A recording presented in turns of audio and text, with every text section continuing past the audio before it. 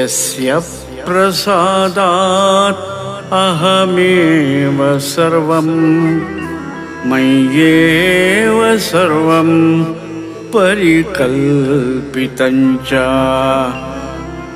इत्थं विजानामि सदात्मतत्त्वं तस्याघ्रे युग्मं प्रणतोऽस्मि नित्यं तस्याघ्रे युग्मं प्रणतोऽस्मि नित्यम्।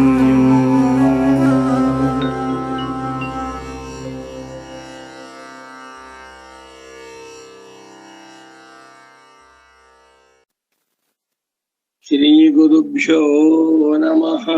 हरिः ओम्। अगजानन पद्मार्कं गजाननमहर्निशम् अनेकदं तं भक्तानाम्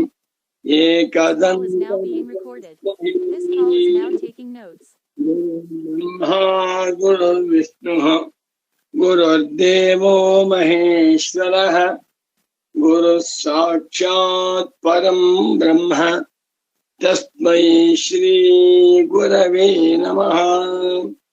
देवानां च ऋषीणां च गुरुं काञ्चन सन्निभं बुद्धिभूतं त्रिलोकेशं तं नमामि बृहस्पतिं।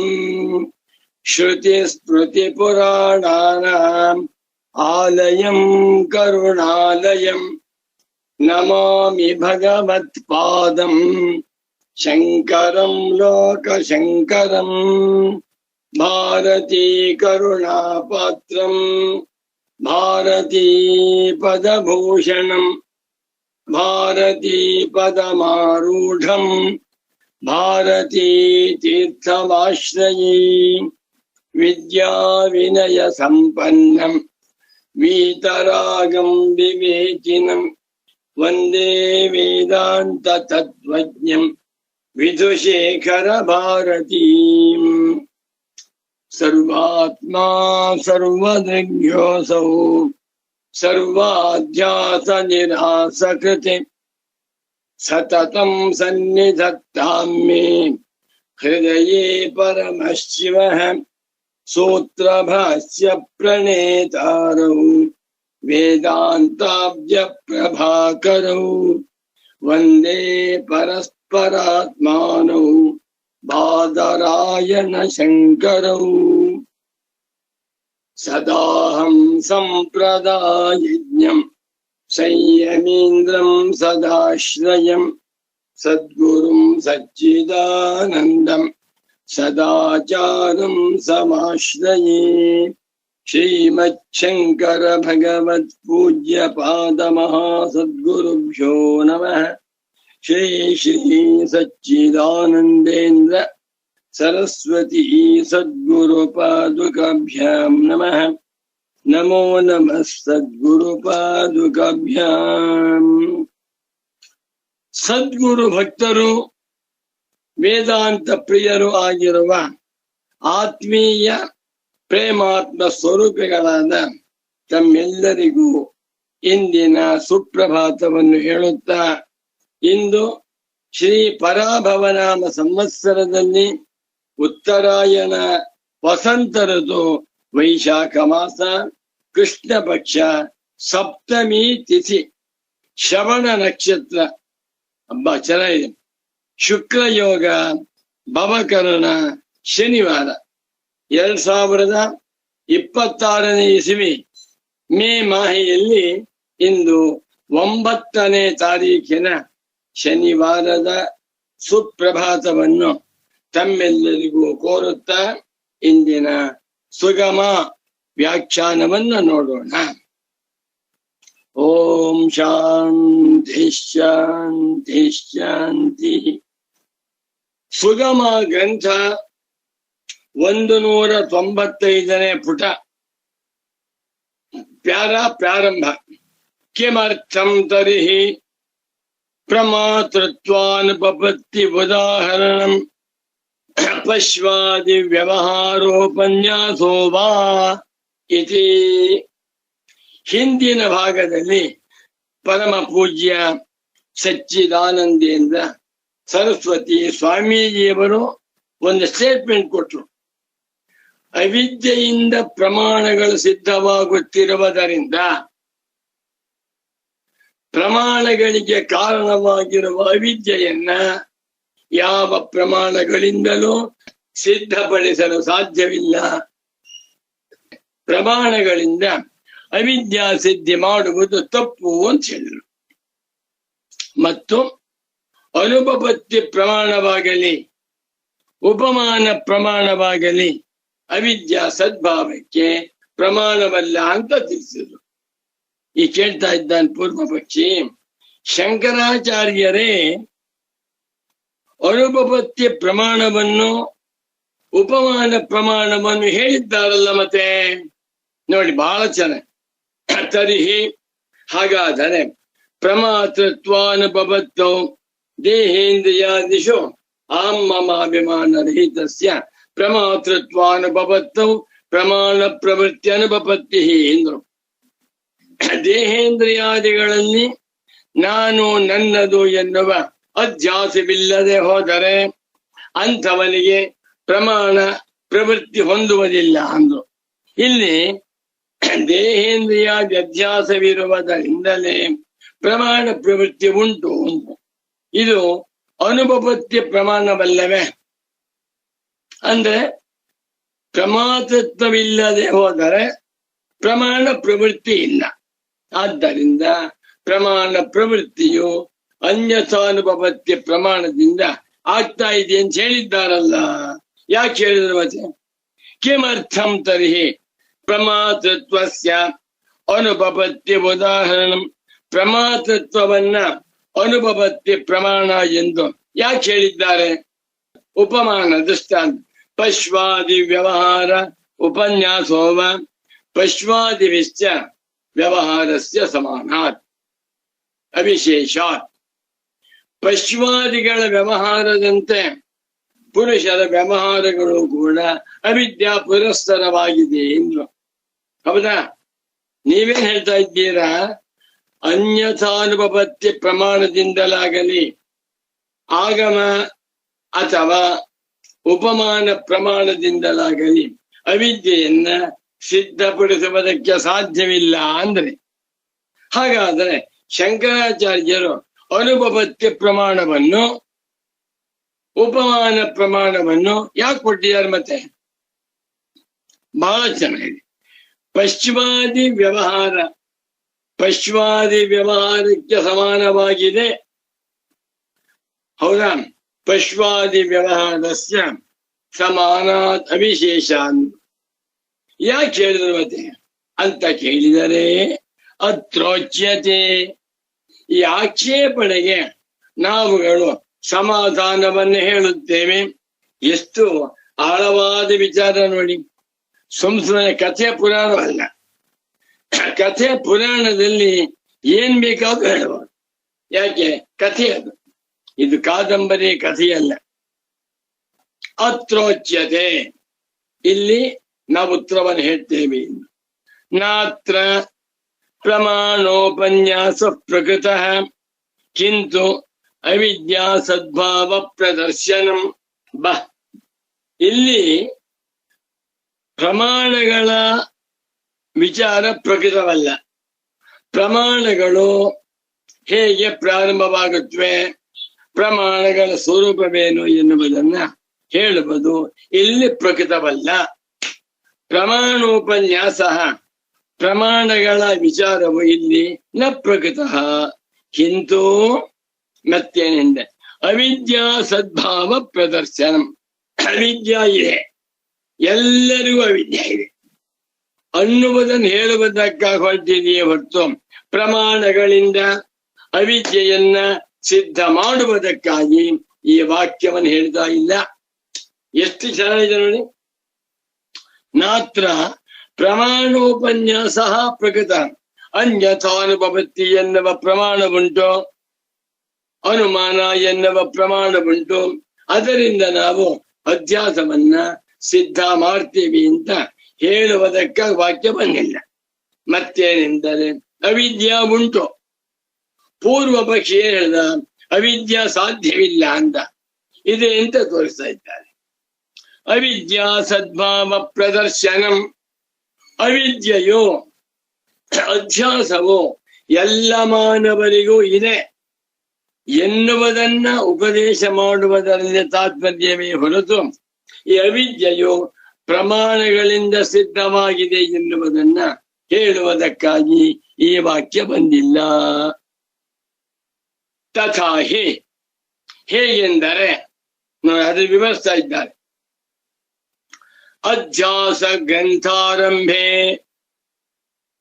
ವಿರುದ್ಧ ಸ್ವಭಾವಯೋಃ ಆತ್ಮಾನಾತ್ಮನೋಃ ಪರಸ್ಪರ ತಾದಾತ್ಮ್ಯ ಅಧ್ಯಾಸಃ ಪರಸ್ಪರ ತಾಧರ್ಮ್ಯ ಅಧ್ಯಾಸಶ್ಚ ಮಿಥ್ಯಾ ಇತಿ ಭವಿತುಂ ಯುಕ್ತಂ ಇತ್ಯಾಶಂಕ್ಯ ತಥಾಪಿ ಅಹಮಿದಂ ಮಮೇದಮಿತಿ ನೈಸರ್ಗಿಕೋಯಂ ಲೋಕ ವ್ಯವಹಾರಃ ಇತಿ ಅನುಭವೈಕ ಸಿದ್ಧತ್ವಂ ಅಧ್ಯಾಸಸ್ಯ ತತ್ಪ್ರಯುಕ್ತ ವ್ಯವಹಾರಸ್ಯ ಚ ಪ್ರತಿಜ್ಞಾತಂ ಭಗವತ ಶಂಕರಾಚಾರ್ಯೇಣ. ಎಷ್ಟು ಚೆನ್ನಾಗಿ ಬರೀತಾರೆ ಗುರುಗಳು. ಬಾ ಬಾ ಬಾ ತುಂಬಾ ತುಂಬಾ ಚೆನ್ನಾಗಿ. ಗ್ರಂಥಾರಂಭೆ ಅತ್ರ ಗ್ರಂಥಃ ಕಃ? ಅಧ್ಯಾಸ ಭಾಷ್ಯ ರೂಪೋ ಗ್ರಂಥಃ. ಅಧ್ಯಾಸ ಭಾಷ್ಯವೇ ಗ್ರಂಥ. ಅದರ ಪ್ರಾರಂಭದಲ್ಲಿ ಪೂರ್ವ ಪಕ್ಷಿ ಅಧ್ಯಾಸವು ಸಾಧ್ಯವಿಲ್ಲ ಅಂತ ಹೇಳ. ಆ ವಾಕ್ಯವನ್ನು ಒಮ್ಮೆ ಹೇಳ್ತೇನೆ ಕೇಳಿ. ಅಧ್ಯಾಸ ಭಾಷ್ಯದ ಪ್ರಾರಂಭ ವಾಕ್ಯ ನೀವು ಗಟ್ ಮಾಡ್ಬಿಡಿ.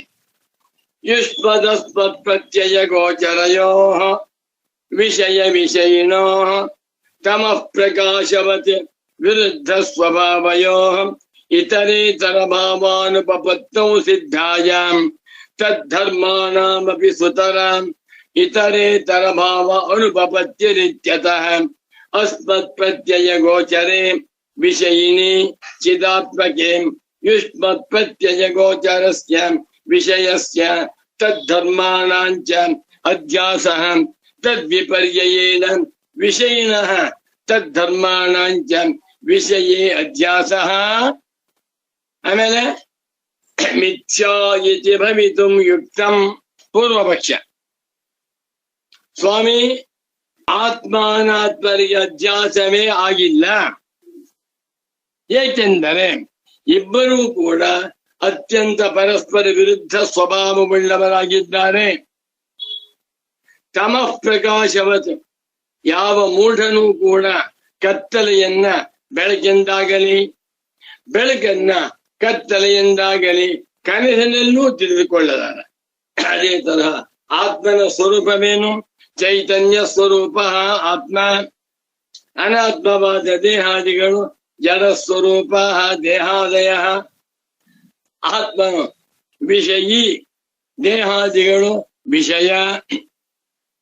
ಆತ್ಮನು ನಿರ್ವಿಕಾರಿ, ದೇಹಾದಿಗಳು ನಿತ್ಯ ವಿಕಾರಿಣಃ. ಹೀಗೆ ಆತ್ಮಾನಾತ್ಮರುಗಳಿಗೆ ಪರಸ್ಪರ ವಿರುದ್ಧ ಸ್ವಭಾವವಿರುವುದರಿಂದ ಅಧ್ಯಾಸವಾಗಲಿಕ್ಕೆ ಸಾಧ್ಯವಿಲ್ಲ. ಅಧ್ಯಾಸವನ್ನ ಮಿಥ್ಯಾ, ಸುಳ್ಳು ಅಂದ್ಬಿಡ. ಇಲ್ಲಿ ಎರಡು ತರಹ ಅಧ್ಯಾಸ. ಒಂದು ತಾದಾತ್ಮ್ಯಾಧ್ಯಾಸ, ಮತ್ತೊಂದು ತಾಧರ್ಮಾಧ್ಯಾಸ. ಆತ್ಮನನ್ನ ಅನಾತ್ಮವೆಂದಾಗಲಿ ಅನಾತ್ಮವಾದ ದೇಹಾದಿಗಳನ್ನ ನಾನೆಂದಾಗಲಿ ತಿಳಿದುಕೊಳ್ಳುವುದಕ್ಕೆ ತಾದಾತ್ಮ್ಯಾಧ್ಯಾಸ ಅಂತ ಹೆಸರು, ಅಥವಾ ಅರ್ಥಾಧ್ಯಾಸ. ಮತ್ತೊಂದು ಆತ್ಮನ ಧರ್ಮಗಳನ್ನ ಅನಾತ್ಮವಾದ ದೇಹಾದಿಗಳ ಧರ್ಮಗಳಿಂದಾಗಲಿ ಅನಾತ್ಮವಾದ ದೇಹಾದಿಗಳ ಧರ್ಮವನ್ನ ಆತ್ಮನ ಧರ್ಮಗಳಿಂದಾಗಲಿ ತಿಳಿದುಕೊಳ್ಳುವುದು ಸಾಧ್ಯವಿಲ್ಲ. ಆದ್ದರಿಂದ ಮಿಥ್ಯಾ ಅಂತ ಹೇಳಿದ ಪೂರ್ವ ಪಕ್ಷಿ. ನೋಡಿ ಬರೀತಾರೆ ಗುರುಗಳು. ತಥಾಹಿ, ಹೇಗೆಂದರೆ ಗ್ರಂಥಾರಂಭೆ, ಅಧ್ಯಾಸ ಭಾಷ್ಯದ ಆರಂಭದಲ್ಲಿ ಪ್ರಾರಂಭದಲ್ಲಿ ಪೂರ್ವ ಪಕ್ಷಿ ಹೇಳಿದ ವಿರುದ್ಧ ಸ್ವಭಾವಯೋ ಆತ್ಮಾನಾತ್ಮನೋ, ಅತ್ಯಂತ ವಿರುದ್ಧ ಸ್ವಭಾವವುಳ್ಳ ಆತ್ಮನಿಗೂ ಅನಾತ್ಮಕ್ಕೂ ಪರಸ್ಪರ ತಾದಾತ್ಮ್ಯಾಧ್ಯಾಸ. ಆತ್ಮನನ್ನ ಅನಾತ್ಮವೆಂದಾಗಲಿ ಅನಾತ್ಮವನ್ನ ಆತ್ಮನೆಂದಾಗಲಿ ತಿಳಿದುಕೊಳ್ಳುವುದು ಸಾಧ್ಯವಿಲ್ಲ. ಪರಸ್ಪರ ತಾಧರ್ಮಾಧ್ಯಾಸ, ಒಂದರ ಧರ್ಮ ಮತ್ತೊಂದರ ಧರ್ಮವನ್ನಾಗಿ ತಿಳಿದುಕೊಳ್ತಾರೆ ಅಂತ ಹೇಳ್ತಾ ಇದ್ದೀರಲ್ಲ, ಇದು ಮಿಥ್ಯಾ, ಇದು ಸರಿಯಲ್ಲ, ಯಾರು ತಿಳ್ಕೊಂಡಿದೆ ಎಂದು ಮಿಥ್ಯಾ ಇತಿ ಭವಿತುಂ ಯುಕ್ತಂ, ಮಿಥ್ಯಾ ಎಂದಾಗಿರಬೇಕು ಎಂದು ಆಶಂಕ್ಯ ಪೂರ್ವ ಪಕ್ಷಿಯ ಬಾಯಿನಿಂದ ಶಂಕೆಯನ್ನ ಎಬ್ಬಿಸಿಕೊಂಡು ಉತ್ತರ ಕೊಡ್ತಾ ಇದ್ದಾರೆ. ಏನಂತ? ಹೌದು, ನೀನು ಹೇಳುವಂತೆ ಅಧ್ಯಾಸವಾಗಲಿಕ್ಕೆ ಸಾಧ್ಯವೇ ಇಲ್ಲ, ಆದರೆ ಅಧ್ಯಾಸವಾಗಿ ಬಿಟ್ಟಿದೆ ಎಲ್ಲ. ಒಂದು ಉದಾಹರಣೆ, ಒಬ್ಬ 40 ವರ್ಷದ ಮನುಷ್ಯ, ಅವನ ತಂದೆ ಇದ್ದಾರೆ. ಅವನು ಹೇಳಿದ, ಮಗ ನಾನು ಹೋಗ್ತಾ ಇದ್ದೆ, ಅಲ್ಲಿ ನನ್ನ ಹಗ್ಗವನ್ನ ನೋಡ್ಬಿಟ್ಟು ಹಾವು ಅಂತ ತಿಳ್ಕೊಂಡ್ಬಿಟ್ಟೆ, ಹೆದರ್ಕೊಂಡಿದ್ದೆ. ಆ ಕಡೆಯಿಂದ ಒಬ್ಬ ರೈತ ಬರ್ತಾ ಇದ್ದ, ಅಪ್ಪ ಇದು ಹಾವಲ್ಲ ಹಗ್ಗ ಅಂತ ಹೇಳ್ದ ಅಂದ. ಇದನ್ನ ಆ 40 ವರ್ಷದ ಮಗ 80 ವರ್ಷ ಅಪ್ಪನಿಗೆ ಹೇಳ್ತಾ ಇದ್ದಾರೆ, ನಾನು ಅಲ್ಲಿ ಹಗ್ಗ ಬಿದ್ದಿತ್ತು, ಹಾವು ಅಂತ ತಿಳ್ಕೊಂಡ್ಬಿಟ್ಟೆ, ಹೆದರ್ಕೊಂಡೆ ಅಂತ. ಅವನು ಹೇಳ್ತಾನೆ, ಇದು ಸಾಧ್ಯವಿಲ್ಲ. ಏನೋ ನೀ ತುಂಬಾ ಬುದ್ಧಿವಂತ, MSc ಮಾಡಿದೀಯ, ಪ್ರೊಫೆಸರ್ ಆಗಿದೀಯ, ನೀನು ಹಗ್ಗವನ್ನು ಹಾವು ತಿಳ್ಕೊಳಕಾಗುತ್ತೇನೋ? ಹಗ್ಗ ಅಚೇತನ, ಹಾವು ಚೇತನ. ಹಗ್ಗ ಮುಂದಕ್ಕೆ ಹೋಗುದಿಲ್ಲ, ಹಾವು ಮುಂದಕ್ಕೆ ಹೋಗುತ್ತೆ. ಹಗ್ಗ ಕಚ್ಚುವುದಿಲ್ಲ, ಹಾವು ಕಚ್ಚುತ್ತೆ. ಹಗ್ಗಕ್ಕೂ ಹಾವಿಗೂ ಪರಸ್ಪರ ವಿರುದ್ಧ ಸ್ವಭಾವವಿರುವುದರಿಂದ ಈ ಪ್ರಪಂಚದಲ್ಲಿ ಯಾವೊಬ್ಬ ಮನುಷ್ಯನೂ ಕೂಡ ಹಗ್ಗವನ್ನ ಹಾವೆಂದು ತಿಳಿದುಕೊಳ್ಳಲು ಸಾಧ್ಯವೇ ಇಲ್ಲ ಅಂದ. ಯಾರು? ಅಪ್ಪ. ಅವನಷ್ಟು ಓದಿಲ್ಲ, SSLC ಫೇಲ್. ಮಗ MSc ಮಾಡ್ಕೊಂಡು PhD ಮಾಡ್ಕೊಂಡು ಪ್ರೊಫೆಸರ್. ಅವ್ರು ಹೇಳ್ತಾ ಇದ್ದಾರೆ, ನಾನು ರಸ್ತೆಯಲ್ಲಿ ಹೋಗ್ತಾ ಇದ್ದೆ ಸಾಯಂಕಾಲ, ಹಾವು ಅಂತ ತಿಳ್ಕೊಂಡ್ಬಿಟ್ಟಿದ್ದೆ. ಹೇಗೆ ಸಾಧ್ಯವ? ಹಗ್ಗ ಹಾವಾಗುತ್ತಾ? ಇಂಪಾಸಿಬಲ್ ಅಂತ ತಂದೆ ಹೇಳ್ತಾ ಇದ್ದಾನೆ. ಮಗ ಹೇಳಪ್ಪ, ನೀ ಹೇಳುವಂತ ಮಾತು ಜಿತ, ನನಗೂ ಗೊತ್ತು, ಆದರೆ ಆ ಭ್ರಾಂತಿ ಜ್ಞಾನದಿಂದ ನಾನು ಹಗ್ಗವನ್ನ ಹಾವೆಂದು ತಪ್ಪಾಗಿ ತಿಳಿದುಕೊಂಡೆ ಅಂತ ಹೇಳಿ. ಹೌದಾ? ಹಾಗಾದ್ರೆ ಸರಿ. ಅದೇ ರೀತಿಯಲ್ಲಿ ಈ ಪ್ರಪಂಚದಲ್ಲಿರುವ ಯಾವೊಬ್ಬ ಮನುಷ್ಯನೂ ಕೂಡ ಅಚೇತನವಾಗಿರುವ, ಜಡವಾಗಿರುವ, ವಿಷಯವಾಗಿರುವ, ಅನಿತ್ಯವಾಗಿರುವ, ನಿತ್ಯ ವಿಕಾರಿಯಾಗಿರುವ ಮಲಮೂತ್ರಾದಿಗಳಿಂದ ಕೂಡಿಕೊಂಡು ಹೊಲಸಾಗಿ ಅಶುದ್ಧವಾಗಿರುವ ದೇಹವನ್ನು ನಾನು ಎಂದು ಯಾರು ತಿಳಿದುಕೊಳ್ಳಲಾರರು ಅಂತ ಹೇಳ್ತಾ ಇದ್ದೆ. ಕರೆಕ್ಟ್, ಅದನ್ನೇ ವೇದಾಂತ ಹೇಳ್ತಾ ಇದೆ. ಆದರೆ ಕಾಣ್ತಾ ಇದೆಯೇನ? ಹಗ್ಗವನ್ನು ಹಾವು ತಿಳಿದುಕೊಳ್ಳುವುದಕ್ಕೆ ಸಾಧ್ಯ ಇಲ್ಲ, ತಿಳ್ಕೊಂಬಿಡಿ. ಇದು ಅನುಭವ ನೋಡಿ.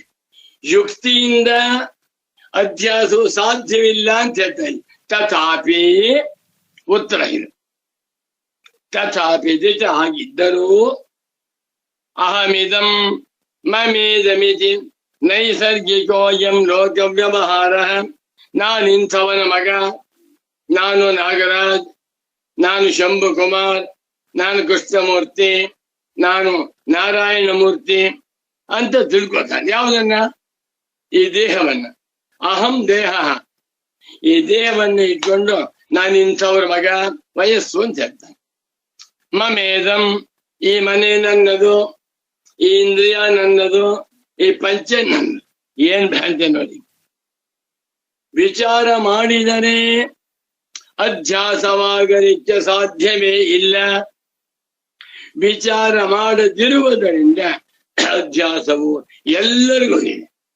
ಪ್ರೊಫೆಸರ್ಸ್ಗೂ ಇದೆ, ಡಾಕ್ಟರ್ಸ್ಗೂ ಇದೆ, ವೇದಾಂತಿಗಳಿಗೂ ಇದೆ, ಉಪಾಸಕರಿಗೂ ಇದೆ, ಸನ್ಯಾಸಿಗಳಿಗಂತೂ ಜಾಸ್ತಿ. ಮಾತಾಡಿದ್ರೆ ನಾ ಸನ್ಯಾಸಿ. ಸನ್ಯಾಸ ಯಾರಿಗೆ? ದೇಹಕ್ಕೆ. ತಲೆ ಮುಡಿದ ಮಾಡಿಸ್ಕೊಂಡ, ಯಾವುದನ್ನ? ತಲೆಯನ್ನ. ಕಾಷಾಯ ವಸ್ತ್ರ ಹಾಕೊಂಡ, ಎಲ್ಲಿ? ಮೈ ಮೇಲೆ. ಜಪ್ಪಾಲೆ ಹಾಕೊಂಡ, ದಂಡ ಕಮಂಡು ಹಿಡ್ಕೊಂಡ ಕೈನಲ್ಲಿ. ಇದೆಲ್ಲ ಎದೇಕೆ ಹೇಳ್ಕೊಳ್ಳಿ, ನಾನು ಸನ್ಯಾಸಿ. ಯೋಚನೆ ಮಾಡಿ, ನಾನು ಗೃಹಸ್ಥ, ನಾನು ಮನುಷ್ಯ, ನಾ ಬ್ರಹ್ಮಚಾರಿ ಎನ್ನುವುದು ಎಷ್ಟು ಅಧ್ಯಾಸವೋ, ನಾ ಸನ್ಯಾಸಿ ಎನ್ನುವುದು ಅಷ್ಟೇ ಅದಕ್ಕಿಂತ ದೊಡ್ಡ ಅಧ್ಯಾಸ. ಒಟ್ಟಿನಲ್ಲಿ ತಥಾಪಿ ಅಹಮಿದಂ, ನಾನಿಂಥವನು, ನಮೇದಂ, ಇದು ನನ್ನದು ಎಂದು ಅಧ್ಯಾಸವು. ಲೋಕ ವ್ಯವಹಾರ ನೈಸರ್ಗಿಕ. ಸ್ವಾರಸ್ಯ, ನೈಸರ್ಗಿಕ ಎನ್ನುವುದೇ ಸ್ವಾರಸ್ಯ. ಹಗ್ಗವು ಎಂದಿಗೂ ಹಾವಾಗಲಾರದು. ಆದರೆ ಕತ್ತಲೆಯಲ್ಲಿ ದೃಷ್ಟಿ ದೋಷದಿಂದ ಭ್ರಾಂತಿಯಿಂದ ಹಾವಾಗಿ ತೋರ್ತಾ ಇದೆಯಲ್ಲ, ತೋರುತ್ತಿರುವುದನ್ನ ಇಲ್ಲ ಎನ್ನಬಾರದು. ಯೋಚನೆ ಮಾಡ್ಬೇಡಿ. ಈ ಬೆಂಗಳೂರಿನಲ್ಲಿ 1.5 ಕೋಟಿ ಜನ ಇದ್ದಾರೆ. ಯಾರನ್ನೇ ಕೇಳಿ, ಈ ಸೆನ್ಸಸ್ ತಗೊಂಡು ಬರ್ತಾರಲ್ಲ, ನಿನ್ನ ಹೆಸರೇನಪ್ಪ? ನನ್ ಹೆಸರೇ ಇಲ್ಲ. ಯಾವ ಮತ? ನನಗೆ ಮತವೇ ಇಲ್ಲ. ಯಾವ ನೇಷನ್ ಅವರು? ನನ್ಗೆ ಯಾವ ನೇಷನ್ನು ಇಲ್ಲ. ಎಷ್ಟು ವಯಸ್ಸು? ನಾ ಹುಟ್ಟೇ ಇಲ್ಲ. ಯಾರಾದ್ರೂ ಹೇಳ್ತಾರ? 10 ಪ್ರಶ್ನೆಗಳಿಗೆ ಪಟ್ಲಾಸ ಉತ್ತರ ಕೊಡ್ತಾರೆ. ಯಾಕೆ? ಆ ಉತ್ತರವೆಲ್ಲವೂ ಕೂಡ ದೇಹಾಧ್ಯಾಸದಿಂದಲೇ ನಡೆಯುತ್ತಿವೆ. ಇದು ವೇದಾಂತ ವಿಚಾರ ನೋಡಿ. ವೇದಾಂತ ಸಂದೇಶಗಳಿಗೂ ಕಥೆ ಪುರಾಣಗಳಿಗೂ ಎಷ್ಟು ವ್ಯತ್ಯಾಸ. ಮುಂದಕ್ಕೆ ಹೋಗ್ಬಿಡ್ತೇನೆ. ಸಚ್ಚಿದಾನಂದೇಂದ್ರ ಸರಸ್ವತಿ ಸ್ವಾಮಿಗಳವರು ಮಹಾತ್ಮರು, ತಪಸ್ವಿಗಳು, ಬ್ರಹ್ಮಜ್ಞಾನಿ ಪುಂಗವರು, ಬ್ರಹ್ಮನಿಷ್ಠರು, ಜೀವನ್ಮುಕ್ತರು. ಬಾ ತಥಾಪಿ ಎಂದು ಶುರು ಮಾಡಿಕೊಂಡು ಅಹಮಿದಂ ಮಮೇದಮಿತಿ ನೈಸರ್ಗಿಕೋಯಂ ಲೋಕವ್ಯವಹಾರ. ಈ ಲೋಕ ವ್ಯವಹಾರ ನೈಸರ್ಗಿಕ, ಅವಿಚಾರ ಸಿದ್ಧ, ಸ್ವಾಭಾವಿಕ, ಸಾರ್ವತ್ರಿಕ. ಬೆಂಗಳೂರಿನ ಮಾತ್ರ, ಚೆನ್ನೈ ಹೋಗಿ, ಚೆನ್ನೈನಲ್ಲೂ ಅಧ್ಯಾಸ. ಮುಂದೆ ಬಾಂಬೆಗೆ ಹೋಗಿ, ಅಲ್ಲೂ ಅಧ್ಯಾಸ. ಗುಜರಾತ್ಗೆ ಹೋಗಿ, ಅಲ್ಲೂ ಅಧ್ಯಾಸ. ರಾಜಸ್ಥಾನ್, ಅಲ್ಲೂ ಅಧ್ಯಾಸ. ಜರ್ಮನಿ, ಲಂಡನ್, ಎಲ್ಲಿ ಹೋದ್ರೂ ಕೂಡ ಅಧ್ಯಾಸ ನಡೀತಾ ಇದೆ. ಇದನ್ನ ಮೊಟ್ಟ ಮೊದಲಿಗೆ ತೋರಿಸಿಕೊಟ್ಟಂತಹ ಮಹಾತ್ಮರೇ ಭಗವತ್ಪಾದ ಶಂಕರಾಚಾರ್ಯರು. ಇಷ್ಟಕ್ಕೆ ಕೈ ಬಿಡ್ಲಿಲ್ಲ. ಅಧ್ಯಾಸದಿಂದಲೇ ದುಃಖ, ಅಧ್ಯಾಸದಿಂದಲೇ ತಾಪತ್ರಯ, ಅಧ್ಯಾಸದಿಂದಲೇ ಅನರ್ಥ ಪ್ರಾಪ್ತಿ, ಅಧ್ಯಾಸದಿಂದಲೇ ರಾಗದ್ವೇಷಗಳು, ಅಧ್ಯಾಸದಿಂದಲೇ ಧರ್ಮ ಅಧರ್ಮಗಳು, ಅಧ್ಯಾಸದಿಂದಲೇ ವಿಧಿ ನಿಷೇಧಗಳು, ಅಧ್ಯಾಸದಿಂದಲೇ ಕರ್ತೃತ್ವ ಭೋಕ್ತೃತ್ವ, ಅಧ್ಯಾಸದಿಂದಲೇ ಜನ್ಮಾಂತರ ಪ್ರಾಪ್ತಿ. ಯಾರು ಹೇಳ್ತಾರೆ? ಯಾರು ಹೇಳಿ. ಈ ಅಧ್ಯಾಸವನ್ನ ಕಳೆದುಕೊಳ್ಳುವುದಕ್ಕೆ ತೀವ್ರವಾದ ಪ್ರಯತ್ನ ಮಾಡುತ್ತಿರುವಂತವನೇ ಮುಮುಕ್ಷು. ಇಂಥ ಮುಮುಕ್ಷು ಕೋಟಿಗೊಬ್ಬ. ಅವನೇ ನೀನು ಅಂತ ತಿಳ್ಕೊ. ಈ ಪ್ರಪಂಚದಲ್ಲಿ 1,000 ಕೋಟಿ ಮಾನವರಿದ್ದಾರೆ. ಕೋಟಿಗೆ ಒಬ್ಬನಂತೆ ಸುಮಾರು 1,000 ಮುಮುಕ್ಷುಗಳಿದ್ದಾರೆ. ಆ 1,000 ಮುಮುಕ್ಷುಗಳಲ್ಲಿ ನೀನು ಒಬ್ಬ. ನನ್ನ ಹತ್ರಕ್ಕೆ ಬಾ. ಎಲ್ಲಿ ಮುಮುಕ್ಷುವೆ, ನಾನು ನಿನಗೆ ಈ ಅಧ್ಯಾಸವನ್ನ ಕಳೆದುಕೊಳ್ಳುವ, ನಾಶ ಮಾಡಿಕೊಳ್ಳುವಂತ ಉಪಾಯವನ್ನು ಹೇಳ್ಕೊಡ್ತೇನೆ. ಬಾ. ಆ ಉಪಾಯಕ್ಕೆ ಏನ್ ಹೆಸರು? ಆತ್ಮವಿದ್ಯಾ, ಬ್ರಹ್ಮಾತ್ಮವಿದ್ಯಾ, ಬ್ರಹ್ಮವಿದ್ಯಾ. ಅಸ್ಯಾನರ್ಥ ಹೇತು ಪ್ರಾಣಾಯ ಆತ್ಮೈಕತ್ವ ವಿದ್ಯಾ ಪ್ರತಿಪತ್ತಯೇ. ಆತ್ಮೈಕತ್ವ ವಿದ್ಯೆ ಒಂದರಿಂದಲೇ ಅಧ್ಯಾಸ ನಡೆಯುತ್ತೆ. ಅದನ್ನು ಹೇಳುವುದಕ್ಕಾಗಿ ಎಲ್ಲ ವೇದಾಂತಗಳು ಹೊರಟಿವೆ. ಇದನ್ನ ಯಾರು ಹೇಳಿಲ್ಲ. ಇದು ಶಂಕರ ಭಗವತ್ ಪೂಜ್ಯ ಪಾದಾಚಾರ್ಯರವರ ಮಹಿಮೆ, ಅಸಾಧಾರಣತೆ. ಅಂಥ ಶಂಕರರಿಗೆ ಕೋಟಿ ಕೋಟಿ ಕೋಟಿ ಪ್ರಣಾಮಗಳು. ಸರಿ, ಇಲ್ಲಿ ತಥಾಪಿ ಶುರು ಮಾಡಿಕೊಂಡು ಅಹಮಿದಂ ಮಮೇದಮಿತಿ ನೈಸರ್ಗಿಕೋಯಂ ಲೋಕ ವ್ಯವಹಾರ. ಈ ಪ್ರಪಂಚದಲ್ಲಿ ಯಾರಿಗೂ ಅವಿದ್ಯೆ ಇಲ್ಲ ಅಂದ ಪೂರ್ವ ಪಕ್ಷಿ. ಶಂಕರಾಚಾರ್ಯ ಹೇಳ್ತಾ ಇದ್ದಾರೆ ಎಲ್ಲರಿಗೂ ಅವಿದ್ಯಾ ಉಂಟು, ಅವಿದ್ಯಾರಹಿತವಾದ ವ್ಯವಹಾರವೇ ಇಲ್ಲ. ಮನುಷ್ಯರ ವ್ಯವಹಾರವನ್ನು ಮಾಡುವಾಗ ನಾನು ನಂದದೊಂದು ವ್ಯವಹಾರ ಮಾಡ್ತಾ ಇದ್ದಾರಲ್ವೇ, ನಾನು ಕರ್ತ ನಾನು ಭೋಕ್ತ ವ್ಯವಹಾರ, ಇದೇ ಅವಿದ್ಯೆಯ ಲಕ್ಷಣ ಎಂದು ಅನುಭವೈಕ ಸಿದ್ಧತ್ವಂ ಅಧ್ಯಾಸಸ್ಯ ತತ್ವಯುಕ್ತ ವ್ಯವಹಾರಸ್ಯ ಪ್ರತಿಜ್ಞಾತಂ. ಶಂಕರ ಭಗವತ್ ಪೂಜ್ಯ ಪಾದಾಚಾರ್ಯರ ಅಧ್ಯಾಸ ಭಾಷ್ಯವನ್ನ ಅರ್ಥ ಮಾಡಿಕೊಂಡು ಪರಮ ಪೂಜ್ಯ ಸಚ್ಚಿದಾನಂದೇಂದ್ರ ಸರಸ್ವತಿ ಸ್ವಾಮಿಯವರು ನಮಗೂ ಕೊಡ್ತಾ ಇದ್ದಾರೆ. ನಿಜವಾಗಿ ಹೇಳ್ಬೇಕಾದ್ರೆ ಶಂಕರರಿಗಿಂತಲೂ ಕೂಡ 1 ಗ್ರಾಮ್ ತೂಕ ಜಾಸ್ತಿ, 1 ಗ್ರಾಮ್ ಹಾಕಿ 1 kg 1000 ಗ್ರಾಮ್ ತೂಕ ಜಾಸ್ತಿ ಯಾರು? ಸಚ್ಚಿದಾನಂದೇಂದ್ರ ಸರಸ್ವತಿ ಸ್ವಾಮಿಗಳ. ಯಾವ ದೃಷ್ಟಿಯಿಂದ?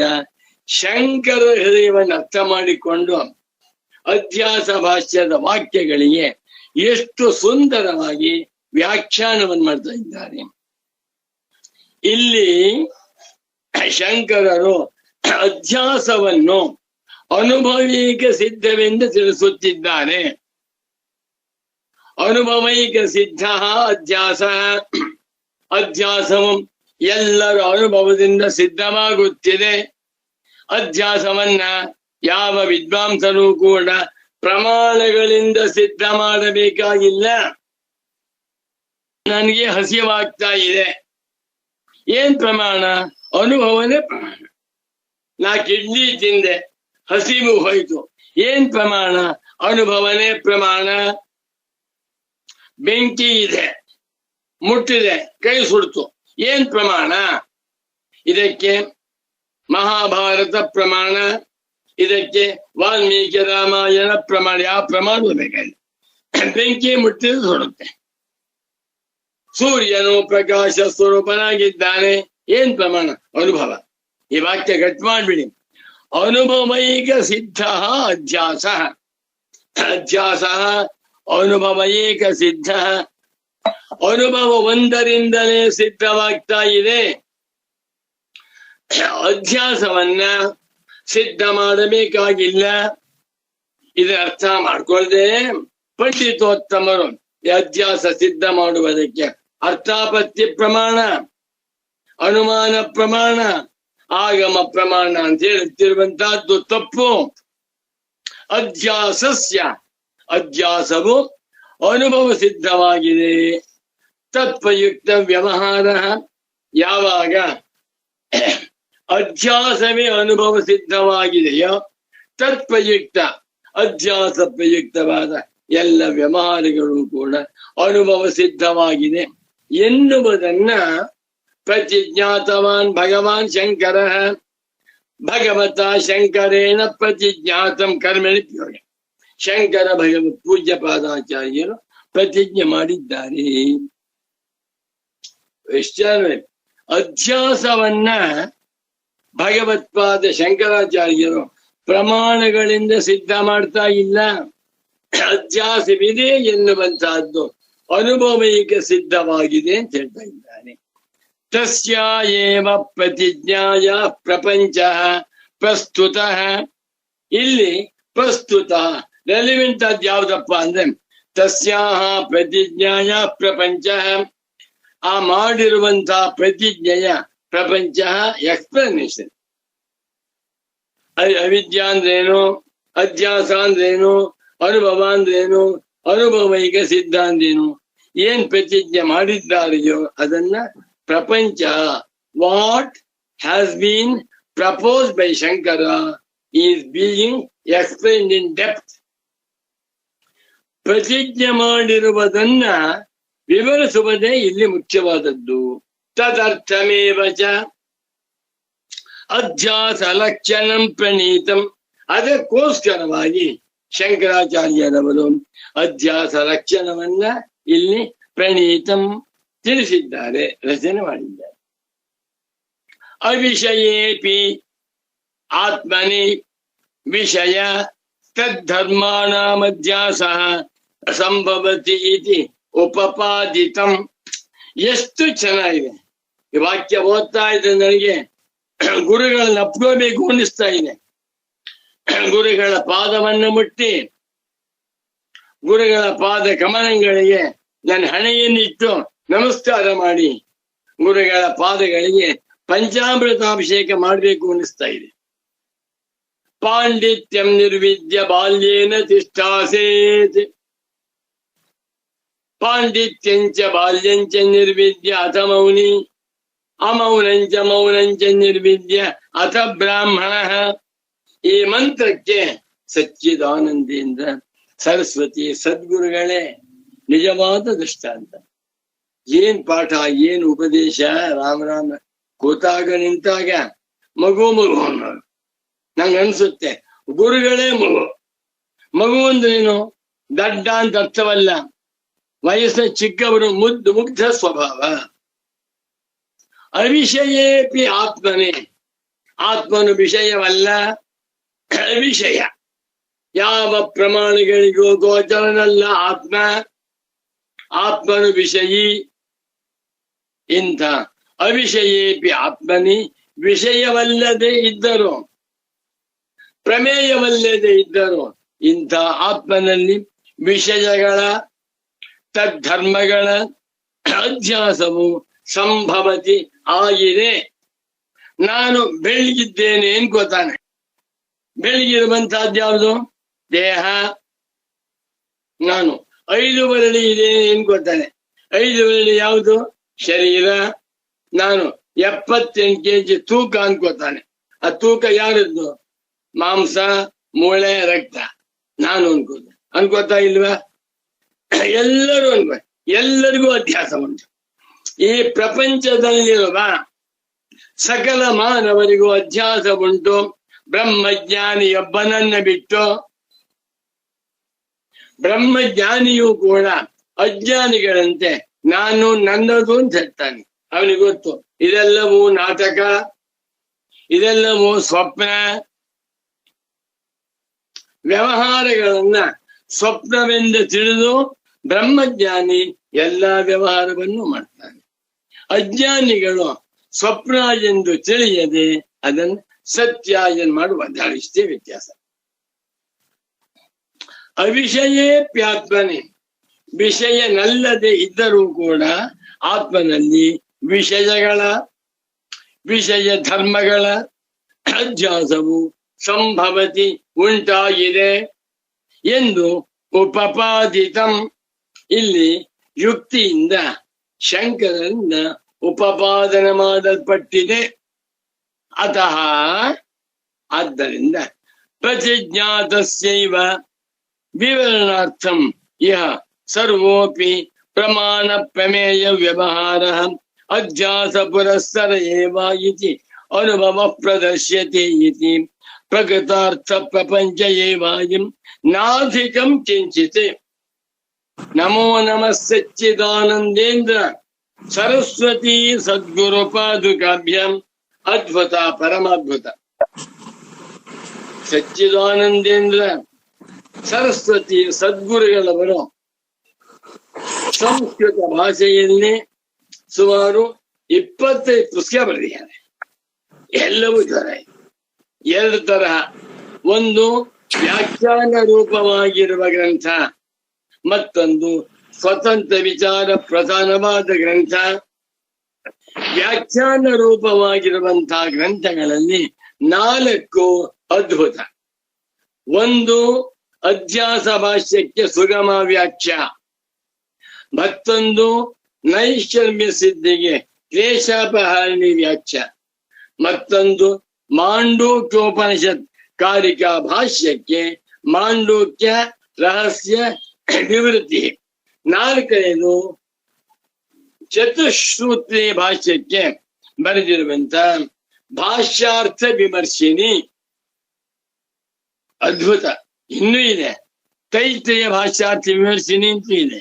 ಈ 5 ಗ್ರಂಥಗಳು ಸಚ್ಚಿದಾನಂದೇಂದ್ರ ಸರಸ್ವತಿ ಸ್ವಾಮಿಗಳವರ ಪಂಚ ಹೃದಯಗಳಂತೆ ಇವೆ. ಪಂಚ ಹೃದಯ ಒಂದೊಂದು ಜೋರಾಗಿ ಬಾ. ಅವಿಷಯೇಪ್ಯಾತ್ಮನಿ ವಿಷಯ ತದ್ಧರ್ಮಾನಾಮಧ್ಯಾಸ ಸಂಭವತಿ ಇತ್ಯುಪಪಾದಿತಂ.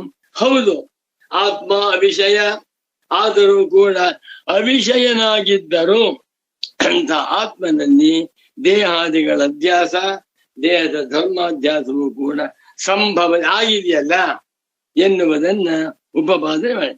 ಅತಃ ಆದ್ದರಿಂದ ಪ್ರತಿಜ್ಞಾತಸ್ಯೈವ ವಿವರಣಾರ್ಥಂ ಅಇಹ ಸರ್ವೋಪಿ ಪ್ರಮಾಣ ಪ್ರಮೇಯ ವ್ಯವಹಾರೋಪ ವ್ಯವಹಾರ ಅಧ್ಯಾಸ ಪುರಸ್ಸರ ಏವ ಇತಿ ಅನುಭವತಃ ಪ್ರದರ್ಶ್ಯತೆ ಇತಿ ಪ್ರಗತಾರ್ಥ ಪ್ರಪಂಚ ಏವಾಯಂ ನಾಸಿಕಂ ಕಿಂಚಿತ್.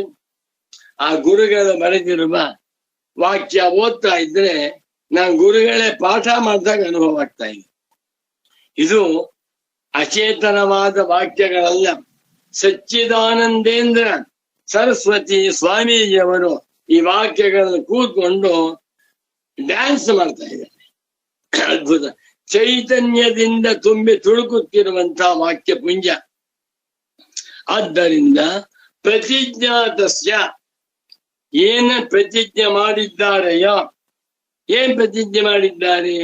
ತಥಾಪಿ ಅನ್ಯೋನ್ಯಸ್ಮಿನ್ ಅನ್ಯೋನ್ಯಾತ್ಮಕತ ಅನ್ಯೋನ್ಯ ಧರ್ಮಾಂಶಾಧ್ಯಸ್ಯ ಅಹಮಿದಂ ಮಮೇದಮಿತಿ ನೈಸರ್ಗಿಕೋಯಂ ಲೋಕ ವ್ಯವಹಾರ.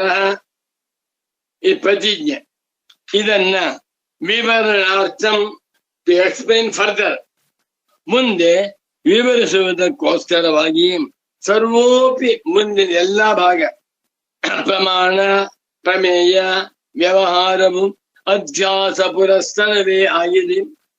ಈ ಪ್ರಪಂಚದಲ್ಲಿ ಎಲ್ಲ ಮಾನವರು ಮಾಡುತ್ತಿರುವ ಊಟ ತಿಂಡಿ ವ್ಯವಹಾರದಿಂದ ಪ್ರಾರಂಭ ಮಾಡಿಕೊಂಡು ಯಜ್ಞ ಯಾಗ ದಾನ ಧರ್ಮ ಹೋಮ ಹವನ ಪೂಜೆ ಎಲ್ಲ ವ್ಯವಹಾರಗಳು ಕೂಡ ಅಧ್ಯಾಸ ಪುರಸ್ಸರ ಏವ, ಅಧ್ಯಾಸ ಪುರಸ್ಸರವೇ ಆಗಿದೆ. ಅಧ್ಯಾಸಾಭಾವೇ ವ್ಯವಹಾರಾಭಾವ. ಯತ್ರ ಯತ್ರ ವ್ಯವಹಾರ ತತ್ರ ತತ್ರಾಧ್ಯಾಸ, ಯತ್ರ ಯತ್ರ ಅಧ್ಯಾಸೋ ನಾಸ್ತಿ ತತ್ರ ವ್ಯವಹಾರೋ ನಾಸ್ತಿ. ಜ್ಞಾಪಕ ಇಟ್ಕೊಂಡ್ಬಿಡಿ. ಎಲ್ಲೆಲ್ಲಿ ವ್ಯವಹಾರಗಳು ಉಂಟು, ವ್ಯವಹಾರ ಅಂತಂದ್ರೇನು? ಪ್ರವೃತ್ತಿ ನಿವೃತ್ತಿ ಪ್ರತ್ಯಯ ಮನಸ್ಸು ಚಿಂತನೆ ವಿಚಾರ ಎಲ್ಲವೂ ವ್ಯವಹಾರ. ಇಂದ್ರಿಯ ವ್ಯವಹಾರ, ದೈಹಿಕ ವ್ಯವಹಾರ, ಬೌದ್ಧಿಕ ವ್ಯವಹಾರ ಎಲ್ಲವೂ ಕೂಡ ಅಧ್ಯಾಸ ಪುರಸ್ಸರ ಏವ. ಏವಕಾರಕ್ಕೆ ಅಧ್ಯಾಸವನ್ನ ಮುಂದೆ ಇಟ್ಟುಕೊಂಡೇ ಹೊರಟಿ ಎನ್ನುವುದನ್ನ ಪ್ರದರ್ಶ್ಯತೆ ತೋರಿಸುವುದಕ್ಕಾಗಿ ಹೊರಟಿ. ಪ್ರಕೃತಾರ್ಥ ಪ್ರಪಂಚ, ಪ್ರಕೃತ ಅರ್ಥ ಪ್ರಪಂಚ ಏವ. ಪ್ರಕೃತವಾಗಿರುವ ಅಧ್ಯಾಸದ ಸ್ವರೂಪವನ್ನ ಉಪದೇಶ ಮಾಡಿ ಅದನ್ನ ವಿವರಿಸುವುದೇ ಇಲ್ಲಿ ಮುಖ್ಯವಾದದ್ದೇ ಹೊರತು ನಾಧಿಕಂ ಕಿಂಚಿತ್. ಈ ಅಧ್ಯಾಸಕ್ಕೆ ಪ್ರಮಾಣ ಯಾವುದು? ಯಾವ ಪ್ರಮಾಣದಿಂದ ಅಧ್ಯಾಸವನ್ನ ಸಿದ್ಧ ಮಾಡ್ಕೊಳ್ಬೇಕು ಎನ್ನುವಂತ ಹೆಚ್ಚಿನ ವಿಚಾರ ಇಲ್ಲಿ ಬೇಕಾಗಿಲ್ಲ. ಇದನ್ನ ನೋಡಿದರೆ ಇವತ್ತಿನ ಪ್ರಪಂಚದಲ್ಲಿ ಎಷ್ಟು ಆಡಂಬರ, ಎಲ್ಲಾ ಕಡೆ ಆಡಂಬರ. ಮನೆ ಮನೆಯಿಂದೇನು ಸ್ವಾಮಿ? ವಾಸವಾಗಿರುವುದು ಬೇಕಾಗಿರುವಂತ ಜಾಗ. ಅಲ್ಲಿ ವಾಸವಾಗಿದ್ದು ಸ್ನಾನ ಸಂಧ್ಯಾ ಜಪ ತಪ ಪೂಜೆ ಪುರಸ್ಕಾರ ಮಾಡ್ಕೋಬೇಕು. ಅದು ಮನೆ ಹೆಂಚು. ಆ ಮನೆ ಮತ್ತೇನಾಗಿದೆ? ದೇವರ ಮನೆ ಇಲ್ಲ, ಬರೀ ವೈಭವೋಪೇತವಾಗಿ ಚಿನ್ನದ ಕವಚ. ಮನೆಗೆ ಎಷ್ಟು ಖರ್ಚಾಯ್ತಪ್ಪ ಅಂದ್ರೆ 10,000 ಕೋಟಿ ಖರ್ಚಾಯ್ತು. ಯಾಕೆ? ವೇಸ್ಟ್ ಅಲ್ವೇ? ಒಂದು ಪುಟ್ಟ ಕುಟೀರದಲ್ಲೂ ಅರಮನೆಯಲ್ಲೂ ಮಾಡುವಂತಹ ವ್ಯವಹಾರವನ್ನೇ. ನಮ್ಮ ಭಾರತೀಯ ಸಂಸ್ಕೃತಿ ಸರಳ ಸ್ವಭಾವ, ಅತ್ಯಂತ ಹೆಚ್ಚಿನ ವಿಚಾರಶೀಲತೆ, ಸಿಂಪ್ಲೆಸ್ಟ್ ಲಿವಿಂಗ್, ಹೈಯೆಸ್ಟ್ ಥಿಂಕಿಂಗ್. ಉದಾಹರಣೆ ಬೇಕಾ? ಸಚ್ಚಿದಾನಂದೇಂದ್ರ ಸರಸ್ವತಿ ಸ್ವಾಮಿಗಳು. ಇಂಥ ಗಹನವಾಗಿರುವ ಅಧ್ಯಾಸ ಭಾಷ್ಯ ವ್ಯಾಖ್ಯಾನವನ್ನ ರಮಣ ಮಹರ್ಷಿಗಳು ಖಂಡಿತ ಮಾಡಲು ಸಾಧ್ಯವಿಲ್ಲ. ರಮಣ ಮಹರ್ಷಿ ಹೇಳ್ತಪ್ಪ, ಎಲ್ಲವೂ ನಾನೇ ಏನ್ಬಿಡ್ತಾನ, ಅಧ್ಯಾಸ ಭಾಷ್ಯವೂ ನಾನೇ, ಸುಗಮ ವ್ಯಾಖ್ಯಾನವೂ ನಾನೇ, ಎಲ್ಲವೂ ಕರೆಕ್ಟ್. ಅದು ಹೇಗೆ ಎಲ್ಲವೂ ನಾನೇ ಹೇಗೆ ಎನ್ನುವುದನ್ನ ವಿವರಿಸುವ ಸಾಮರ್ಥ್ಯ ಸಚ್ಚಿದಾನಂದೇಂದ್ರ ಸರಸ್ವತಿ ಸ್ವಾಮಿಗಳಿಗೆ ಮಾತ್ರವೇ ಹೊರತು ರಮಣ ಮಹರ್ಷಿಗಳಿಗೆ ಅಲ್ಲ. ರಮಣ ಮಹರ್ಷಿಗಳು ಬ್ರಹ್ಮನಿಷ್ಠರು, ಸಚ್ಚಿದಾನಂದೇಂದ್ರ ಸರಸ್ವತಿ ಸ್ವಾಮೀಜಿಯವರು ಬ್ರಹ್ಮನಿಷ್ಠರೂ ಹೌದು, ಇನ್ನೊಂದು ಶ್ರೋತ್ರಿಯರೂ ಹೌದು. ಶ್ರೋತ್ರಿಯಂ ಬ್ರಹ್ಮನಿಷ್ಠಂ ಏನ್ರಿ, ಎಂಥ ಗಹನವಾದ ವಿಚಾರವಿದೆ. ಅಧ್ಯಾಸ ಭಾಷ್ಯ ತಮಾಷೆ ಮಾತಲ್ಲ. ಇಡೀ ಪ್ರಪಂಚದಲ್ಲಿರುವ ಸಕಲ ಮಾನವರಿಗೂ ಇರುವಂತ ದೊಡ್ಡ ರೋಗ ಅಧ್ಯಾಸ ಅಂತ ಬರೆದು ಬಿಟ್ರು. ಅದನ್ನ ಪರಮ ಪೂಜ್ಯ ಸದ್ಗುರು ಪುಂಗವರಾದ ಶ್ರೀ ಶ್ರೀ ಶ್ರೀ ಸಚ್ಚಿದಾನಂದೇಂದ್ರ ಸರಸ್ವತಿ ಸ್ವಾಮಿಗಳವರು ಎಷ್ಟು ಸುಂದರವಾಗಿ, ಎಷ್ಟು ಸ್ಪಷ್ಟವಾಗಿ, ಎಷ್ಟು ಆಳವಾಗಿ ವಿದ್ವತ್ತಾಪೂರ್ಣವಾದ ಭಾಷೆಯಲ್ಲಿ ತಿಳಿಸ್ತಾ ಇದ್ದಾರೆ. ಇಂಥ ಸಚ್ಚಿದಾನಂದೇಂದ್ರ ಸರಸ್ವತಿ ಸ್ವಾಮೀಜಿಯವರಿಗೂ ಭಗವಾನ್ ರಮಣ ಮಹರ್ಷಿಗಳಿಗೂ ನಿಮ್ಮೆಲ್ಲರ ಪರವಾಗಿ ನಮಸ್ಕಾರ ಮಾಡ್ತಾ ಇದ್ದೀನಿ. ಆದ್ದರಿಂದ ಇಲ್ಲಿ ಹಿಂದೆ ಪ್ರತಿಜ್ಞೆ ಮಾಡಿರುವುದನ್ನ ವಿವರಿಸುವುದಕ್ಕೋಸ್ಕರವಾಗಿಯೇ ಪ್ರಮಾಣ ಪ್ರಮೇಯ ವ್ಯವಹಾರವು ಅಧ್ಯಾಸ ಪುರಸ್ಸರವೇ ಆಗಿದೆ ಎಂದು ಅನುಭವವನ್ನ ತೋರಿಸುವುದಕ್ಕೆ ಹೊರಟಿದ್ದಾರಾದ್ದರಿಂದ ಇದು ಪ್ರಕೃತಾರ್ಥ ಪ್ರಪಂಚಯವ, ಪ್ರಕೃತವಾಗಿರುವ ಅರ್ಥವನ್ನ ವಿವರಿಸುವುದೇ ಹೊರತು ನಾಧಿಕಂ ಕಿಂಚಿತ್ ಹೆಚ್ಚಿನ ಏನನ್ನು ಹೇಳುವುದಕ್ಕೆ ಹೊರಟಿಲ್ಲ ಅಂದ್ಬಿಟ್ಟು. ತತ್ರ ಪ್ರಮಾತೃತ್ವ ವಿಚಾರ ಭಾಷ್ಯ ಗ್ರಂಥಸ್ಯ ಅಯಮಾಶಯ. ಇನ್ನು ಬಿಡ್ತಾ ಇಲ್ಲ ಗುರುಗಳು. ಗುರುಗಳಿಗೆ ಏನಾದರೂ ಮಾಡಿ ಜಿಜ್ಞಾಸುಗಳಿಗೆ ವಿಷಯವನ್ನು ತಿಳಿಸ್ಬೇಕು ಅನ್ನುವಂತಹದ್ದು ಬಂದಿದೆ. ನಾನೇ ಉದಾಹರಣೆ. ಪಾಠ ಮಾಡೋ ಗುರುಗಳು, ಆಮೇಲೆ ಚಿಂತನೆ ಮಾಡಿಸೋರು, ಮಾರನೇ ದಿವಸ ಅವಾಗ ಅರ್ಥವಾಯ್ತಾ ಅನ್ನೋರು. ಹೂ ಅಂತಂದ್ರೆ ಹೇಳು, ಹಾಗಾದ್ರೆ ಏನ್ ಅರ್ಥವಾಯ್ತು ಹೇಳು. ತಪ್ಪು ಹೇಳಿದ್ರೆ ನಿಂಗೆ ಅರ್ಥವಾಗಿಲ್ಲ, ಮತ್ತೆ ಹೇಳ್ತೇನೆ ಕೇಳು. ನಿನ್ಗೆ ಅರ್ಥವಾಗುವವರೆಗೂ ಬಿಡೋದಿಲ್ಲ. ಎಷ್ಟೋ ಸಲ ತಮಾಷೆ ಹೇಳ್ತಾ ಇದ್ದ ಗುರು, ನಾನು ಈ ಪಾಠ ಆಗಿದೆ ಮುಂದಕ್ಕೆ ಹೋಗೋಣ ಅಂತ ಹೇಳ್ತಾ ಇದ್ದೆ. ಮುಂದಕ್ಕೆ ಹೋಗೋಣ ಹೇಳ್ತಾ ಇದೆಯಲ್ಲಪ್ಪ, ಪಾಠ ಅರ್ಥವಾಗಿದೆ ಅಂತ ಹೇಳ್ತಾ ಇದೆಯಲ್ಲ, ಹಾಗಾದ್ರೆ ಏನ್ ಅರ್ಥವಾಗಿದೆ ಹೇಳು.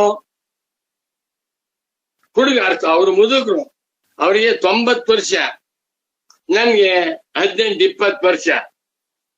ನನ್ನ 5 ದೊಡ್ಡ ಗುರುಗಳು, ಮಹಾ ಮೇಧಾವಿಗಳು. ನಾ ದಡ್ಡ ನನ್ಗೇನು ಅಂದ್ರೆ ಪಾಠ ಮುಗಿದು ಬಿಟ್ರೆ ಸಾಕು ಅಂತ ಒಪ್ತಾ ಇತ್ತೆ. ಮಗು, ಪಾಠ ಮುಗಿದು ಮುಖ್ಯವಲ್ಲ, ಏನ್ ಸ್ವಾಮಿ ಬಿಟ್ಬಿಡ್ತಾನೆ ಅಂತ ತಿಳ್ಕೊಂಡಿದೀಯಾ? ನಿನ್ಗೆ ಅರ್ಥವಾಗದೆ ಹೋದ್ರೆ ಸ್ವಾಮಿ ಬಿಟ್ಬಿಡ್ತಾನೆ ಅಂತ ತಿಳ್ಕೊಂಡು ಬಿಡುದಿಲ್ಲ. ನಿನ್ಗೆ ಅರ್ಥವಾಗುವವರೆಗೂ ಕೊರಿತಾ ಇರ್ತಾನೆ ಸ್ವಾಮಿ ಅನ್ನೋರು. ಸತ್ಯ. ಒಂದು ಅಮರಕೋಶವಾಗಿರ್ಬೋದು, ರಘುವಂಶವಾಗಿರ್ಬೋದು, ವ್ಯಾಕರಣ ವಿಶೇಷವಾಗಿರ್ಬೋದು, ಮೀಮಾಂಸಾ ವಿಚಾರವಿರ್ಬೋದು, ಬೌದ್ಧ ವಿಚಾರ ಪಾಠ ಎಲ್ಲ ಬರುತ್ತಲ್ಲ. ಭಾಷ್ಯ ಪಾಠವನ್ನು ಮಾಡುವಾಗ ಎಲ್ಲೂ ಅದನ್ನ ಅರ್ಥವಾಗಿಲ್ಲ ಅಂತ ಗೊತ್ತಾದ್ರೆ ಮತ್ತೆ ಎಕ್ಸ್ಪ್ಲೇನ್ ಮಾಡ್ತಾರೆ. ಯಾರು ಮಾಡ್ತಾರೆ? ಯಾವ ಉಪಾಧ್ಯಾಯರು ಸಂಬಳ ತಗೊಂಡು ಮನೆಗೆ ಹೊರಟೋಗ್ತಾ ಇರ್ತಾರೆ. ನಾನೇನು ಮೂರ್ಖ ಸಂಬಳ ಕೊಡ್ತಾ ಇದ್ದೀನಿ, ನನ್ನ ಹತ್ರ ದುಡ್ಡೇ ಇಲ್ಲ, ಅವ್ರು ಕೇಳ್ತಾನೂ ಇದ್ದೀನಿ. ಅಂಥ ಮಹಾತ್ಮರು ನೆಲ್ಲ ಜಾಬಿಸ್ಕೋತಾ ಇದ್ರೆ ನನ್ಗೆ ಕಣ್ಣುಗಳಲ್ಲಿ ಆನಂದ ಬಾಷ್ಪ ಸುರಿಯುತ್ತೆ. ಆ ಮಹಾತ್ಮರು ಎಷ್ಟು ಸರಳ ಜೀವನವನ್ನ ನಡೆಸುತ್ತಾ ಗುರುಗಳ ಜೀವನದಲ್ಲಿ ಮೋಸ, ಅನ್ಯಾಯ, ಹಿಂಸೆ, ಕಳ್ಳತನ, ಸುಳ್ಳು ಏನೂ ಇಲ್ಲ. ಆದ್ರಿಂದಲೇ ಬ್ರಹ್ಮಜ್ಞಾನಿ ಪುಂಗವರಾಗಿ ಮೆರೆದು ಈ ಮತ್ತೆ ಹೇಳ್ತಾ ಇದ್ದಾರೆ. ಪ್ರಮಾತೃತ್ವ ವಿಚಾರ ಭಾಷ್ಯ, ಪ್ರಮಾತೃತ್ವವನ್ನು ಕುರಿತು ಹೇಳುತ್ತಿರುವಂತಹ ಭಾಷ್ಯ ಗ್ರಂಥಕ್ಕೆ ಅಯಮಾಶಯ ಇದು ತಾತ್ಪರ್ಯ. ಇಷ್ಟೆಲ್ಲ ಹೇಳ್ಕೊಂಡು ಬಂದ್ರು. ಪುನಃ ಇದು ತಾತ್ಪರ್ಯ ಅಂತ ಹೇಳ್ತಾ ಇದ್ದಾರೆ. ಏನು? ಪ್ರಮಾತೃತ್ವಮೇವ ತಾವತ್ ದೇಹೇಂದ್ರಿಯೇಷು ಅಹಂ ಮಮಾಭಿಮಾನ ಲಕ್ಷಣ ಅಧ್ಯಾಸ ವ್ಯಾಪ್ತಮಿತಿ ಸುಪ್ರಸಿದ್ಧಮೇತತ್. ಅಬ್ಬಾ, ಮೊಟ್ಟ ಮೊದಲಿಗೆ ಪ್ರಮಾತೃತ್ವಮೇವ, ನಾನು ಪ್ರಮಾತ, ನಾನು ಜ್ಞಾತ, ನಾನು ವಿಜ್ಞಾತ ಅಂತ ಪ್ರತಿಯೊಬ್ಬನು ಮಾಡ್ಕೊಂಡಿದ್ದೇನೆ. ನಾನು ಅರಿಯುವವನು, ಐ ಆಮ್ ದಿ ನೋಯರ್. ಹೌದಾ? ಈ ಪ್ರಮಾತೃತ್ವವೇ ಅಧ್ಯಾಸ ಲಕ್ಷಣ, ಅಭಿಮಾನ ಲಕ್ಷಣ, ಅಧ್ಯಾಸ ವ್ಯಾಪ್ತಂ. ಪ್ರಮಾತೃತ್ವದಲ್ಲಿಯೇ ಅಧ್ಯಾಸದ ವ್ಯಾಪ್ತಿ ಇದೆ. ಪ್ರಮಾತೃತ್ವ ಬಂತ, ಅಧ್ಯಾಸ ಅಂದ್ಕೊಂಡಿದೆ. ಪ್ರಮಾತೃತ್ವಕ್ಕೆ ಅಧ್ಯಾಸ ಅಂದ್ಕೊಂಡಿದೆ. ಈ ಪ್ರಮಾತೃವೇ ಅಧ್ಯಾಸ ಅಂತ. ಪ್ರಮಾತೃ ಒಂದಿಲ್ಲ, ಪ್ರಮಾತೃತ್ವ. ಪ್ರಮಾತೃವು ಬ್ರಹ್ಮವೇ, ಜೀವೋ ಬ್ರಹ್ಮ ಇವ. ಜೀವತ್ವ ಅಂತಿದೆಯಲ್ಲ, ಅದು ಅಧ್ಯಾಸ ಬರುತ್ತಾರೆ.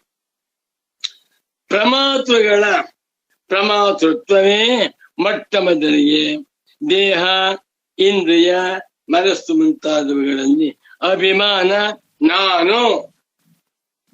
ನಾನು ಬುದ್ಧಿವಂತ,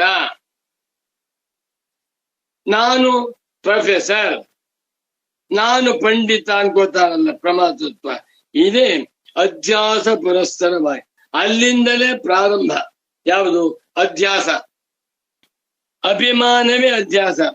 ದೇಹೇಂದ್ರಿಯಾದಿಗಳಲ್ಲಿ ನಾನು, ನನ್ನದು ಎನ್ನುವ ಅಭಿಮಾನ ರೂಪವಾಗಿರುವ ಅಧ್ಯಾಸದಿಂದ ವ್ಯಾಪ್ತವಾಗಿದೆ. ಇಡೀ ಪ್ರಮಾತೃತ್ವವು ಸಂಪೂರ್ಣವಾಗಿ ಅಧ್ಯಾಸದಿಂದ ಬಳಿಯಲ್ಪಟ್ಟಿದೆ. ಶ್ರೀರಾಮಚಂದ್ರ ಜಾಮೂನ್ ಅಂತ ಹೇಳ್ತೇನೆ, ಮೈಸೂರು ಪಾಕ್ ಅಂತ ಹೇಳ್ತೇನೆ. ಇದು ಸಂಪೂರ್ಣವಾಗಿ ಸಕ್ಕರೆಯಿಂದ ತುಂಬಿ ಹೋಗಿದೆ. ಮೈಸೂರು ಪಾಕ್ ಬಲಗಡೆಯಲ್ಲೂ ಸಿಹಿ, ಎಡಗಡೆಯಲ್ಲೂ ಸಿಹಿ, ಮುಂಭಾಗದಲ್ಲೂ ಸಿಹಿ, ಹಿಂಭಾಗದಲ್ಲೂ ಸಿಹಿ, ಒಳಗೂ ಸಿಹಿ, ಮೊದಲು ಸಿಹಿ, ಮೇಲು. ಯಾಕೆ? ಸಕ್ಕರೆ ಅಂಶ. ಅದೇ ತರ ಪ್ರಮಾತೃತ್ವ ಎನ್ನುವಂತಹದ್ದು ಅಧ್ಯಾಸದಿಂದ ಕೂಡಿದೆ.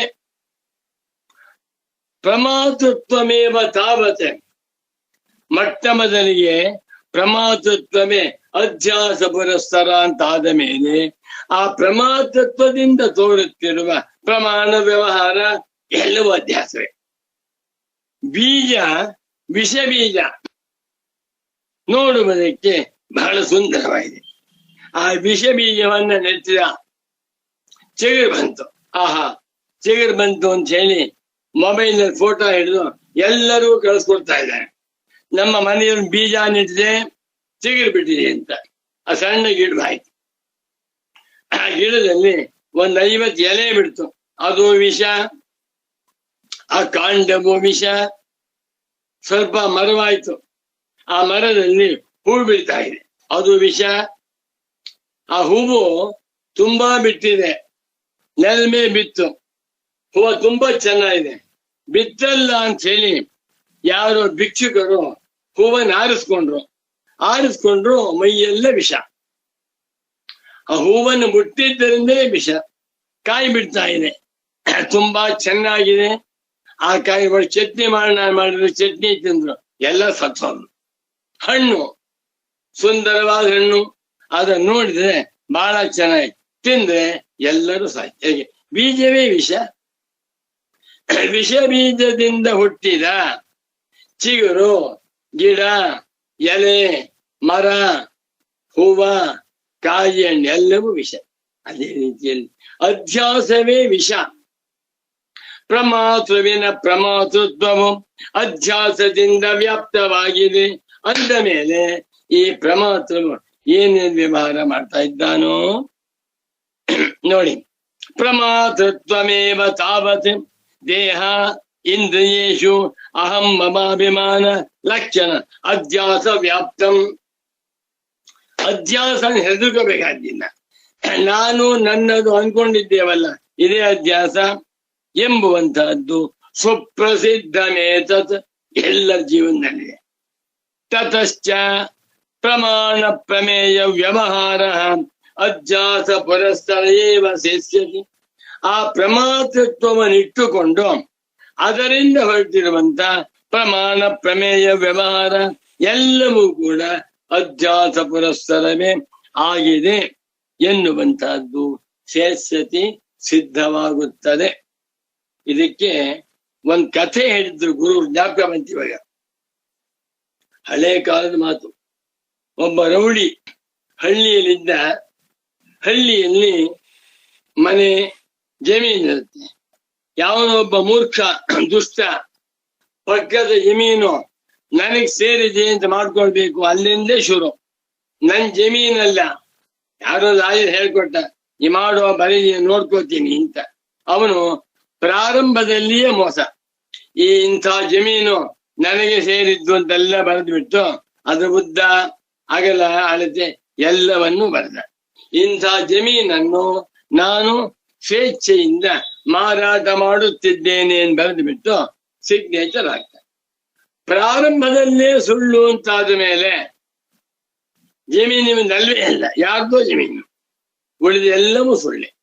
ಅದೇ ರೀತಿಯಲ್ಲಿ ಅಧ್ಯಾಸ ಇಟ್ಕೊಂಡು ಎಲ್ಲಾ ವ್ಯವಹಾರಗಳು ಹೊರಟಿರುವುದರಿಂದ ಎಲ್ಲಾ ವ್ಯವಹಾರಗಳು ಅಧ್ಯಾಸ ಪುರಸ್ಸರ ಎನ್ನುವುದನ್ನು ಹೇಳ್ತಾ ಇದ್ದಾರೆಯೇ ಹೊರತುವೆ ಇಲ್ಲಿ ಅಧ್ಯಾಸವು ಹೇಗೆ ಸಿದ್ಧವಾಯಿತು, ಯಾವ ಪ್ರಮಾಣದಿಂದ ಸಿದ್ಧವಾಯಿತು ಎನ್ನುವುದನ್ನು ಹೇಳುವುದಕ್ಕಾಗಿ ಈ ಭಾಗ ಬಂದಿಲ್ಲ ಅನ್ನುವುದನ್ನು ಹೇಳ್ತಾ ಇದ್ದಾರೆ. ನಮೋ ನಮಃ ಸಚ್ಚಿದಾನಂದೇಂದ್ರ ಸರಸ್ವತಿ ಸದ್ಗುರು ಪಾದುಕಾಭ್ಯಾಂ.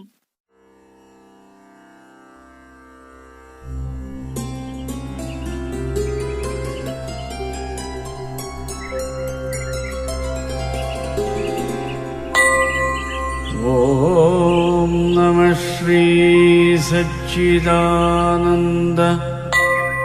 ಯತಿರಾಜಾಯ ಧೀಮತೆ ಅದ್ವೈತಾನಂದ ತೃಪ್ತಾಯ ಜೀವನ್ಮುಕ್ತಾಯ ತೇ ನಮಃ. ಜೀವನ್ಮುಕ್ತಾಯ ತೇ ನಮಃ.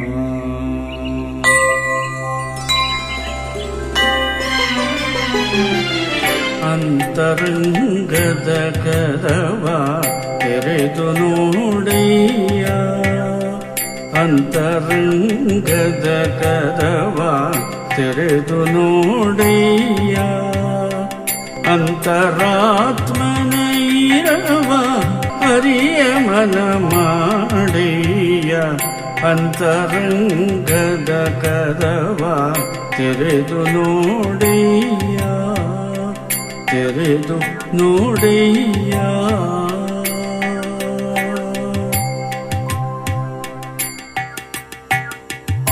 ಈ ಕಣ್ಣು ಕಾಣದೆ ಆ ಜ್ಯೋತಿ ಬೆಳಕಂದೆ, ಈ ರಸನೆ ಅರಿಯದೆ ಆ ಗಣ್ಣ ಸವಿಯನ್ನೆ.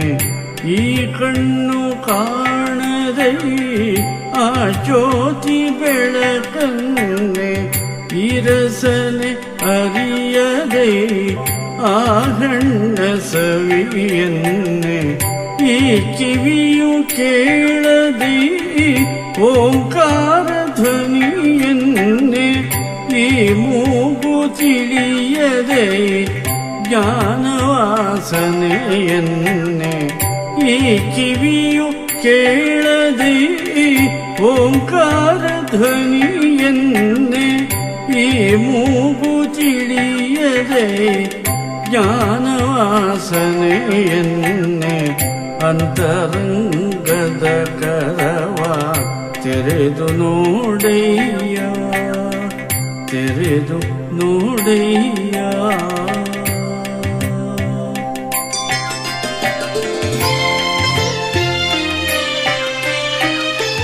ದೇಹವೇ ದಿವ್ಯರಥ ಇಂದ್ರಿಯಗಳೇ ಕುದುರೆ ಜೀವಾತ್ಮ ಸಾರಥಿಯು ದಾರಿ ಸಾಗುತ್ತಿರೆ ದೇಹವೇ ದಿವ್ಯರಥ ಇಂದ್ರಿಯಗಳೇ ಕುದುರೆ ಜೀವಾತ್ಮ ಸಾರಥಿಯು ದಾರಿ ಸಾಗುತ್ತಿರೆ ಕಡಿವಾಣ ಬಿಗಿ ಹಿಡಿದು ಮೋಹವನೆ ಸದೆ ಪಡೆದು ಸತ್ಯ ಮಾರ್ಗದೆ ನಡೆದು ಮನವನೊಂದಡೆ ನಿಲ್ಲಿಸಿ ಕಡಿವಾಣ ಬಿಗಿ ಹಿಡಿದು ಮೋಹವನೆ ಸದೆ ಪಡೆದು ಸತ್ಯ ಮಾರ್ಗದೆ ನಡೆದು ಮನವನೊಂದಡೆ ನಿಲ್ಲಿಸಿ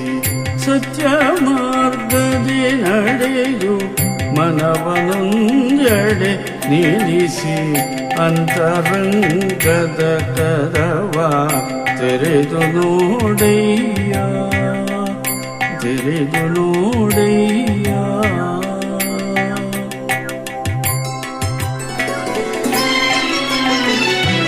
ಸೊಗವಾಗಿ ನಗೆಯೇಕೆ ದುಗುಡದಲ್ಲಿ ಕದಿಯೇಕೆ ಸೊಗವ್ಯಾವುದೆಂಬುದನು ಅರಿತಿಹೆಯೇ ಮರುಳೇ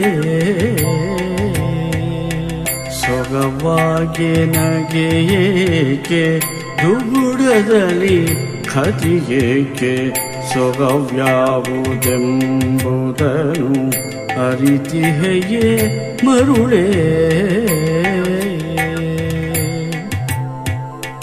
ಜಗಕ್ಕಾಗಿ ನೀನಿಹೆಯೋ ನಿನಗಾಗಿ ಜರವಿಹುದೋ ಒಗಟಿನ ಬಲೆಯನ್ನು ಅರಿವಂತ ನರನಾಗು ಜಗಕ್ಕಾಗಿ ನೀನಿಹೆಯೋ ನಿನ್ನಿಂದ ಜಗವಿಹುದೋ ಒಗಟಿನ ಬಲೆಯನ್ನು ಅರಿವಂತ ನರನಾಗು ಒಗಟಿನ ಬಲೆಯನ್ನು ಅರಿವಂತ ನರನಾಗು ಅಂತರಂಗದ ಕರವ ತೆರೆದು ನೋಡಯ್ಯ ಅಂತರಾತ್ಮನ ಇರವ ಅರಿಯ ಮನ ಮಾಡಯ್ಯ ಅಂತರಂಗದ ಕರವ ತೆರೆದು ನೋಡಯ್ಯ ತೆರೆದು ನೋಡಯ್ಯ ತೆರೆದು ನೋಡಯ್ಯ